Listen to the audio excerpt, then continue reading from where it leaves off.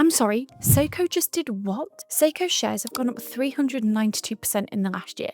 Why? Maybe because they're releasing watches like this. 6 watches, 1 colour, and 1 very old, very interesting story. Now, if I had to pick a No. I'm going to tell you my favourite at the end after I've gone through them. My feed is full of people going to Japan and buying watches right now.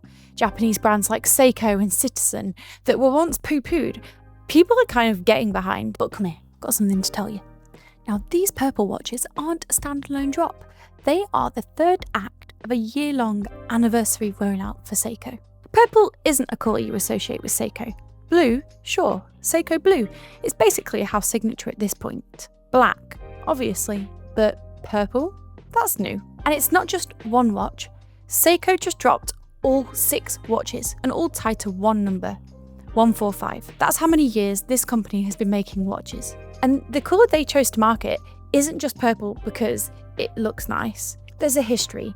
It's a 400-year-old colour with a name and a very specific reason it belongs on a Seiko dial in 2026. And that's what I'm going to talk about today. How the whole thing connects back to a 21-year-old shop owner in Tokyo in 1881. I love a little deep dive. Let's give you a very quick Seiko history timeline, because almost every one of these anniversary pieces is a direct callback to something on this list. I love it when brands release things that mean something. 1881. The founding. Kintaro Hattori, 21 years old, opens a small shop in Tokyo's Ginza district, selling and repairing clocks and watches. That shop is the entire origin of Seiko. Everything else on this timeline traces back to this one storefront. 1895, the Timekeeper pocket watch. Hattori's company, Seiko Sha, produces its first pocket watch, and this is a piece a couple of this year's anniversary dials are directly modelled after, so we'll get back to that, keep that in mind. 1913, the Laurel, Japan's first ever wristwatch. Before that, wristwatches in Japan were essentially imported novelties. The Laurel is the moment Japan starts making its own. This watch shows up again and again across Seiko's anniversary history. The 100th, the 110th, and now the 145th. 1959, the original Alpinist. So many people's favourites. My friend has one, I'm going to include the footage. Seiko's entry into sports watches, a category that barely existed yet. This is the direct ancestor of one of our 6 purple watches. 1960, Grand Seiko is born. This is Seiko drawing a line and saying, we can compete with the best mechanical watchmaking in the world, full stop. Grand Seiko becomes a flagship of precision and finishing. So Japanese of them. King Seiko launches around the same era as a parallel high-end line too. 1964, Tokyo Olympics. Seiko is the official timekeeper for the Tokyo Games, and the same year produces Japan's first wrist chronograph. This is the seed of what eventually becomes the speed timer. 1969. This is the single biggest earthquake in the history of watchmaking. Seiko releases the Astron, the world's first commercially available quartz wristwatch. It's more accurate than almost any mechanical watch on the market. And it triggers what the industry still calls the quartz crisis. I'm not sure Blog Panel thanked them for that, or maybe it will. Swiss mechanical watchmaking nearly collapses in the fallout over the following decade. 1970s, look, we're almost getting into modern time now. King Seiko goes quiet. Ironically, the quartz revolution Seiko itself started ends up killing off King Seiko as a line, and the production stops for decades. 1982, the Rotocall, a quirky futuristic digital watch, including reported use by astronauts. This is the ancestor of the weirdest watch in our purple lineup. 2012, Astron GPS Solar. Seiko reinvents its own 1969 breakthrough, a watch that syncs to GPS satellites to autocorrect to your time zone, powered entirely by light. No crown setting, no battery. So cool. I love it when watches are powered by light. I've actually got one by Victorinox that does that. 2022, King Seiko returns after taking a 50-year hiatus. The line is revived. So by the time you get to 2026, Seiko has this incredibly deep well of firsts. The 145th anniversary is exactly the kind of milestone where a brand goes back into that well and says, let's take our greatest hits and reintroduce them with something the anniversary is really about. And let's face it, how many watch brands that exist today have a history that deep that they can pull from archivally to create new pieces? And that something is purple. They've released all of these purple timepieces, but what does Edo Purple actually mean? And to be honest, for me, as an ex-archaeologist, this is the most interesting part. Tokyo used to be called Edo. The Edo period runs from 1603 to 1868, roughly 2.5 centuries under the Tokugawa shogunate. It's the era where a lot of what we think of as classic Japanese culture actually crystallizes.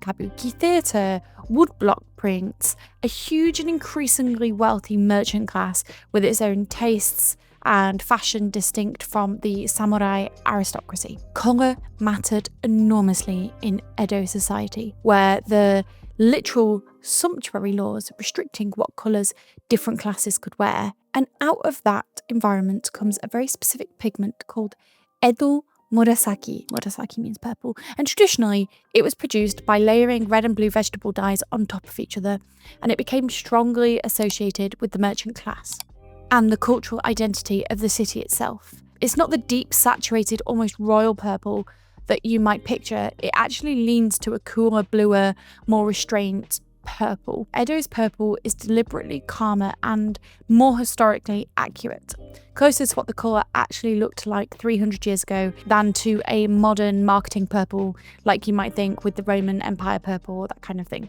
But why does this matter for a watch brand? Because Seiko's entire origin story is Tokyo. Hattori didn't open his shop in some anonymous industrial town. He opened it in Ginza, the commercial heart of a city that used to be Edo. And so for the 145th anniversary, instead of just sleeping on a gold 145 dial, Seiko went back to the city's colour history, not just the company's history. The messages, our story and Tokyo's story, are the same story. Edo became Tokyo, and along the way, it became Seiko. And it's not purple alone. Every one of these 6 watches also carries gold-coloured accents, which Seiko has explicitly said are meant to evoke engraved motifs found on Hattori's earliest pocket watches from the 1890s. So each dial is actually carrying 2 eras at once: Edo period colour culture and the Meiji era Seiki craftsmanship, fused into watches built in 2026 technology. All 6 of these watches are limited editions, marked as such on the case back, releasing beginning October 2026. Now, let us go through them. Prospex Alpinist, reference HBC 006. I never remember references, by the way. It's the direct descendant of the 1959 Alpinist, a favourite for many. Seiko's first real sports watch, and its first step into the category entirely. The original had the distinctive Alpinist logo type on the dial, and this new model reinterprets that same lettering directly underneath the Seiko logo. I mean, the Alpinist is so cool. It has a compass in it. The purple shows up as a stitch dial on the leather strap, rather than dominating the dial. And gold accents hit the logo and the second hand. It's the most understated application of purple in the entire collection. Now let's talk about the specs quickly. Automatic caliber, 6R55, 72-hour power reserve, I love that. 39.5mm case, sapphire crystal, water resistant up to 200 meters, limited to 7,000 pieces, and the price is around $900. Now, the Prospex Speed Timer Solar Chronograph, reference HBJ005. That is such a mouthful. This one pulls from the Speed Timer's 1960s and 70s chronograph heritage, a lineage that traces back to that 1964 first wrist chronograph moment and the 1969 automatic chronograph breakthrough. The whole face reads purple at a glance, which is a much bolder statement than the Alpinist. It's solar powered, which I love. A chronograph you never have to think about charging. 41.4mm, so a bit bigger. Curved sapphire crystal, 100 meters water resistance, and the price is cheaper. It's about $750, limited to 8,000 pieces. And this is the largest one in the collection, by the way. Astron GPS Solar Dual Time Chronograph, reference HABO11. Another mouthful. This is the flagship of the 6, both in price and in technology. The Astron name goes back to 1969 and to the original quartz revolution. Push button and it talks to GPS satellites.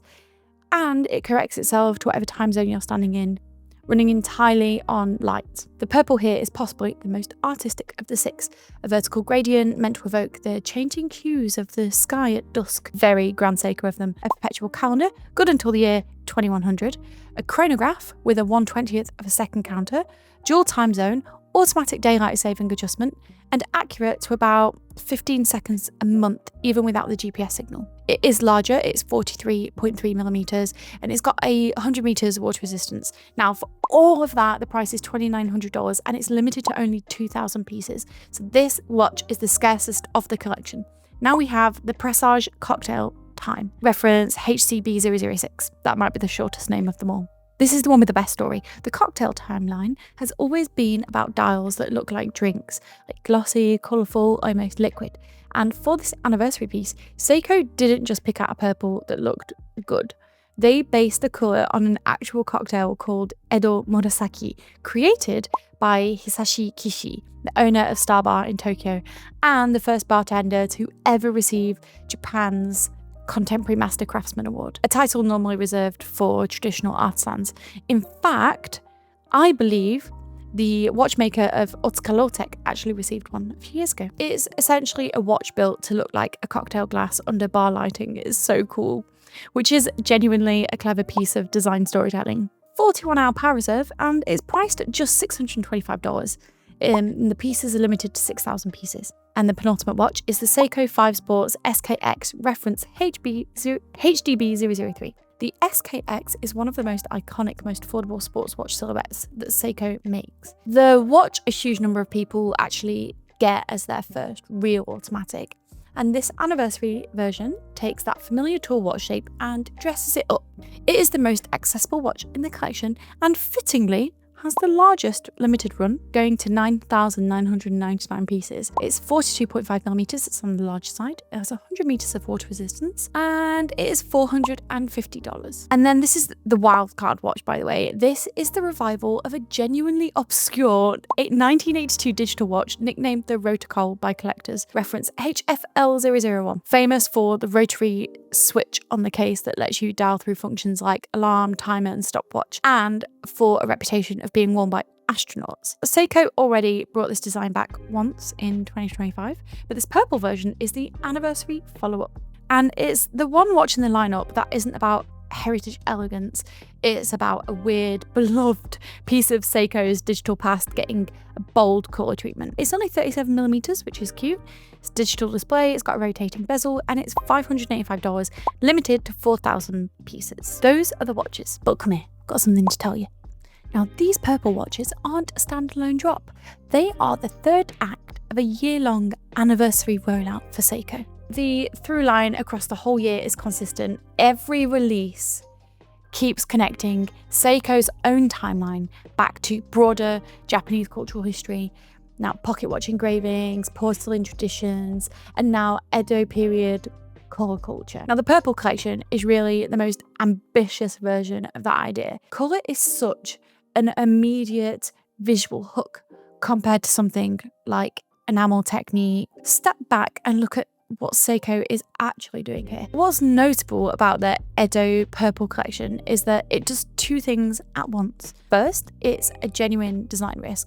Like, purple is not a safe colour. An expected colour for a brand that's built its identity on blue and black, and doing it across 6 different lines simultaneously is a real statement of confidence. Second, and more interestingly, it roots that risk in something historically real instead of inventing a colour out of nowhere. Like, Edo purple existed 250 years before Seiko did. By borrowing it, because that's essentially what Seiko are doing, Seiko is arguing that its own history is inseparable from Tokyo's history, and that a watch company is also a custodian of a certain thread of Japanese cultural memory. That's a much bigger claim than, here's a nice purple watch. And whether or not you buy into it, it is a smart piece of brand storytelling for a company whose entire foundation is built on being always one step ahead of the rest. As Hattori's own founding philosophy, 6 watches, 1 colour, and one very old, very interesting story, from a 1952 mountaineering watch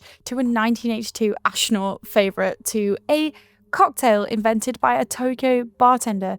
Seiko managed to thread 145 years of its own history through a single 300-year-old pigment. Now, I did promise I would tell you which one my favourite is, and if I had to pick, it would be the Alpinist. I've kind of picked that as my favourite because my friend Tim has an Alpinist, and he was showing me how the compass works, and I just think it's so cool when watches have like a functionality in them that's really surprising, and it creates conversation. That's ultimately what I want all my watches to be about. I want them to be fun and have a conversational element to them and not take themselves too seriously. Now, let me know in the comments which you think your favorite is, and I will see you next time. Actually, a video is coming out soon where I talk about some designers that I absolutely adore.